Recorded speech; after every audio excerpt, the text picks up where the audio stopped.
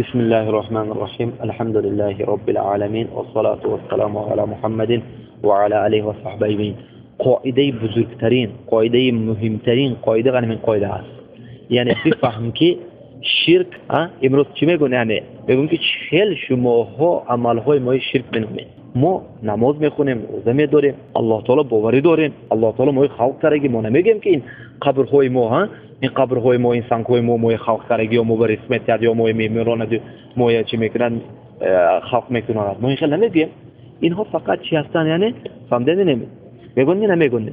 میگن که یعنی این شرک نامیده نمیشه. شرک چی است؟ شرک همین چیزی که یعنی گویی که همین هیکل من خلق کردگی یا که سنگ من خلق کردگی، هم مرده من خلق کردگی، هم مرده من بر روزه میتیاد، گویی یعنی شرک است. ما خیلی نمیگیم که فهمیدن نمی. اما رفته مثلا قبرها به دعا کردن، قربانی کردن، سری وای به قرآن خونده، طواف کردن، از وای برفته سجده کرده، گیه نوله کردن، اینا شرک نمیدارن.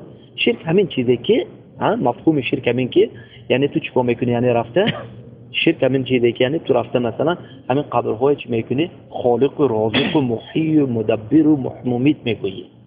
یعنی گویی که اگر من قبر همین مرده من خلق میکناند، یا من بر رزق میتیاد، یا من میمیراند، یا من خلق میکند، یا من زنده میکناند، یا من بر رزق روزه میتیاد، یا زمین و آسمان های اداره میکند، همین اند این چیز شرک است. فهمیدید نمی؟ نه فهمیدید؟ هم به ما چی جواب میده؟ جواب همین که ان تعلم ان الكفار الذين قاتلهم رسول صلی الله علیه و آله مقرون بان الله تعالی هو الخالق والرازق مدبر.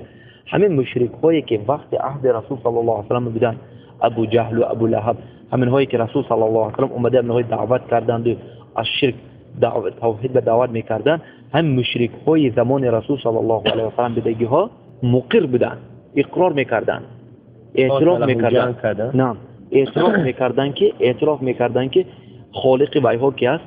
الله سبحانه و تعالی.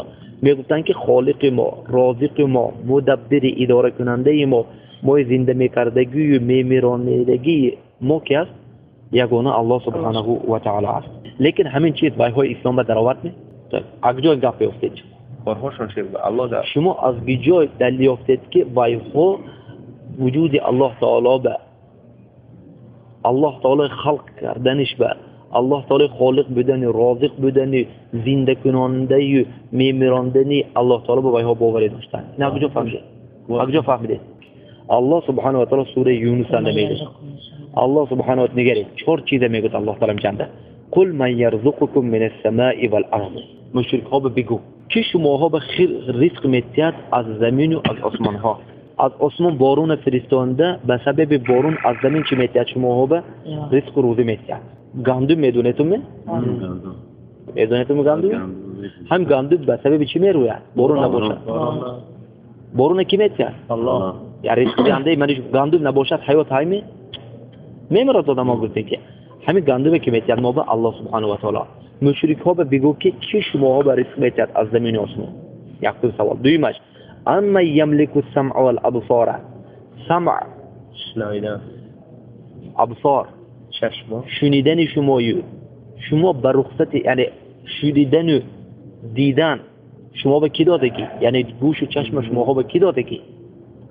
شما به قدرت و به اذن کی کسی میبینید؟ به قدرت به اذن کی میبینید؟ به قدرت اذن کی شما نظر میکنید و میشنوید؟ فهمیدید؟ یعنی شما ها به کی قدرت دادگی؟ کی شما ها به اذن دادگی دیدن و شنیدن؟ به دویم سوال. سوم سوال ما یخرج الحی من المیت و نعم یعنی سوم سوال ما چی یعنی اخراج المیت من الحی، ای حی من المیت و یخرج المیت من الحی. یعنی کی یخرج الحی، کی الحی زنده از مرده میبرارد و مرده از زنده میبرارد. کیست؟ معنای این قول چی؟ معنای ما یخرج الحی، من یخرج الحی، یخرج الحی من الحی من المیت و المیت من الحی. معناش چی نه؟ یعنی زنده از مرده، مرده از زنده میبرد. این معنا دو معنا داره. معنای دو معنا داره. الحی من المیت یعنی از مرده زنده میبرد، از زنده مرده میبرد. معناش چی؟ درخت میمرد دیمشو میشه. درخت دارید؟ چه درخت دارید؟ خرما دارید شما؟ شفتالو دارید؟ شفتالو برگاش ریخته خوش میشه، مثل مرده میشه، شخ میمونه، زمستون انده تیر ماه هم سر میشه. چند ماه یعنی نگرید مثلا زمستان اونی با چی یعنی خشک مثل که مرده و هیدی میکند ها آدمو مرده لیکن ماهای مارس خود همین وقتی بخورنده بو آنف چی میشد الله اکبر بو میدروید میسازد سبحان الله این کی کننده نه مرده بود که این مرده بود امروز چی شد زنده شد یعنی شما یعنی این کافرها باوری ندارن مثلا که آدم از قبرش فردا چی میخیزد به چه خیلی آدم میمرد و زنده میشود و درخت مرده زنده شد پیش چشمتان هر سال میبینی که کور هستی ها نگرید هم درخت زنده میبیند یعنی درخت مرده زنده میشود همین مرده از زنده کی برآورد الله سبحانه و تعالی فهمیدید و این چنین میمرید شما میمرید قبر به میدارید بو چی میشه یعنی روز قیامت انده زنده شده میبرد مشرکا باوری داشتن این چیزا روز قیامت باوری داشتن میگفتن ما میمریم قبر به میدارویم با از قبر زنده شده میخیدیم نزد الله تعالی ساده حساب جواب ما های میگفتن فهمیدید این یک معناش دوی معناش یعنی چی الله سبحانه و تعالی زنده امرده میبراند معناش یعنی مسلمان از کافر میبراند و کافر از مسلمان معناش یعنی از منی کافر مسلمان میبراند از منی مسلمان کافر میبراند چه یعنی پدر ابراهیم علیه السلام کی بود کافر بود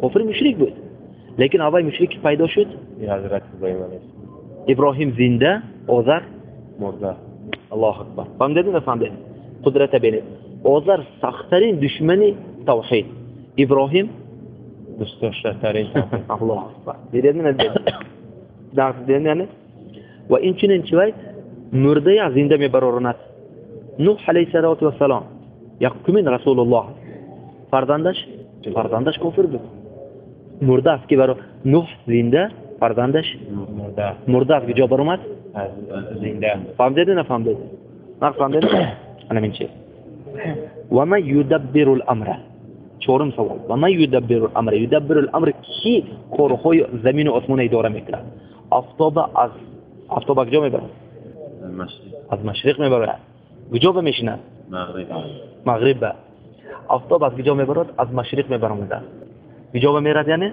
مغرب میرد همین از مشرق کی میبرد آفتاب الله اکبر آفتاب میبره آفتاب میشینه کی میبرد بعد از آفتاب محتاب ستاره ها پیدا شد آسمون یعنی سبحان الله عذر من علم استرونومیا علم نجوم ستاره شناسی اثبات میکنه که یعنی ستاره ها اگر یک تاش به میلیمتر یعنی تصور کرده نمیتونه چمو همین قدر اگر نزدیک شوند یک دیگری که زده زمین میسوزه هم میمونه کی داشته استاده الله سبحانه و تعالی نگرید همین چهار سوال ما که شما ها به رزق میتید که شما ها به گوش و چشم میتید که شما های بعد از تولد میکناند و بعد از مردناتون زنده میکناند همین زمین و آسمان های ادارش دست کینده جواب تسیقولان الله دست کی میگن من تو جواب میوه ها چی میگن که این یعنی ما بر رزق دهنده و چشم گوش دهنده و موهای